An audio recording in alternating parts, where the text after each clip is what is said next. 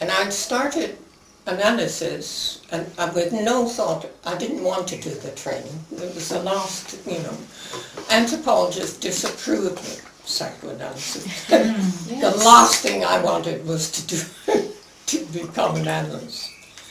But I began having analysis because I had a difficult personal problem. And that's how it all began. And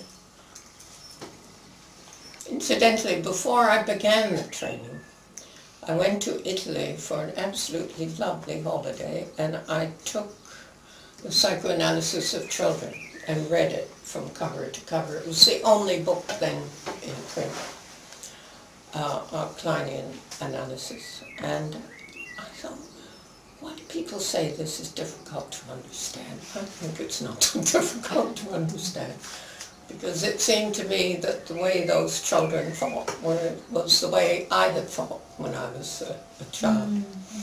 And it didn't seem outrageous, and I used to argue with my contemporary Freudian fellow students about why they thought it was so ridiculous. I became very interested in what is the link between the idea and the clinical material, and there's no straightforward answer to that.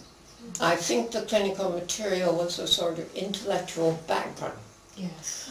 And that the idea was a sort of aha experiences. Yes. And Kind of James says, fermenting going on somewhere.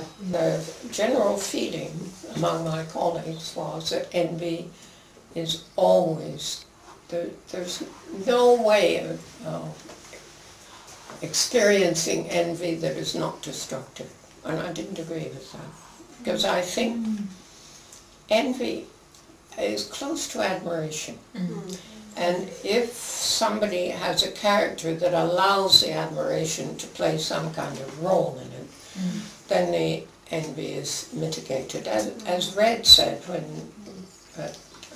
Michael's paper, gratitude mitigates envy, but so I think does admiration. The last thing one needs are goals. And that cure is vastly overrated. If there's going to be cure, Freud comes pretty close to saying this too, it's up to the patient. It can't be coerced, and it can't be the cure that one might think is a good thing oneself. The patient has to find this, and one's job as an analyst is to try to create a situation where a patient can know himself or herself, and that's what one's trying to do, not to make a patient be like oneself. Each new patient has been a bit like a new society, like a little, whereas in a society one's dealing with social roles, and with a person, with aspects of a person, but the overall way of approaching it is not very different, which I've tried to write about. I think it must be to do with a spatial imagination, actually, that I naturally have, and that is the way I think about theory without quite realizing it. And the other thing is, I always ask not either or, but both and. And that's how I got to my views about envy. Thought, it's not just a monolithic, always the same. And then there's not envy, in contrast to envy. But I thought there must be different sorts within the thing that one's trying to understand. I know that I talk much less now than I did 30 years ago. I think perhaps I think more and talk less. because then I was so keen on finding examples of the things that we were being taught. I counts on them.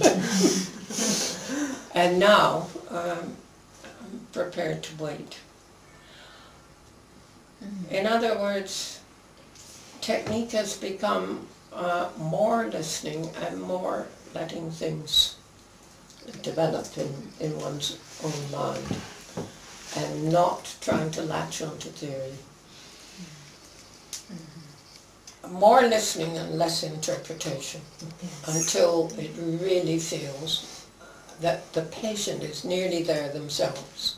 Right. And then I wait a little longer in case they're going to say it themselves explicitly, but if they don't, then they're just nearly there then. Because then they can hear it, and if it's too soon, nobody can hear it. It's a kind of understanding that is very different from other understandings, and they often respond, I think, to the fact that somebody really wants to know what has happened to me and why I'm like this. And I think, and not just to make me better, Yes. or make me a conformist or something of that sort, and that does make a difference.